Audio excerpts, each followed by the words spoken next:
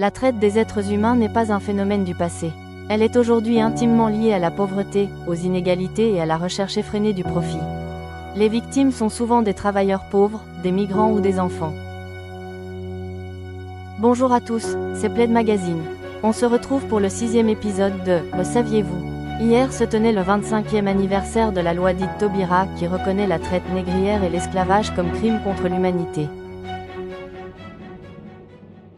La loi Taubira, adoptée en 2001, est un texte fondateur en France. La loi reconnaît la traite négrière et l'esclavage comme crime contre l'humanité. Le texte exige que les programmes scolaires et la recherche accordent une place conséquente à l'histoire de la déportation massive des Africains, de l'esclavage et de ses conséquences. La mondialisation ne doit pas être une machine à broyer les droits humains. Quand un produit est fabriqué dans des conditions qui violent la dignité des travailleurs, cela relève d'une forme moderne de traite. Elle a instauré le 10 mai comme journée nationale de commémoration des mémoires de l'esclavage en France. Malheureusement, il reste aujourd'hui un travail colossal à œuvrer dans le monde en la matière. Les consommateurs ne sont pas des coupables, mais ils sont des acteurs. Quand ils achètent sans se poser de questions, ils deviennent des maillons d'une chaîne qui perpétue l'exploitation. Les entreprises, elles, ont une obligation de transparence et de justice sociale. En 2026, l'esclavage moderne touche environ 53 millions de personnes dans le monde, selon le dernier rapport de Walk Free, en collaboration avec l'OIA et l'OIM, 27,6 millions de personnes en travail forcé, 22 millions de personnes en mariage forcé. 4 millions de personnes exploitées sexuellement. 300 000 enfants soldats. Côte d'Ivoire, 1,5 million d'enfants travaillent dans les plantations de cacao, UNICEF, 2026.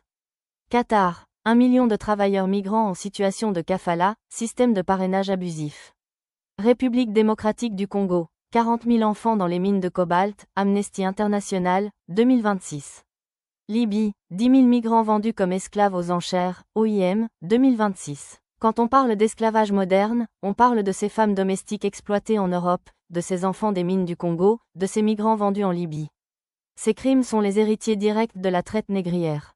La loi Taubira nous rappelle que la lutte contre l'esclavage n'a pas de date de péremption.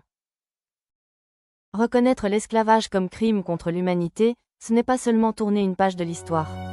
C'est s'engager à ne plus tolérer aucune forme d'asservissement, hier comme aujourd'hui.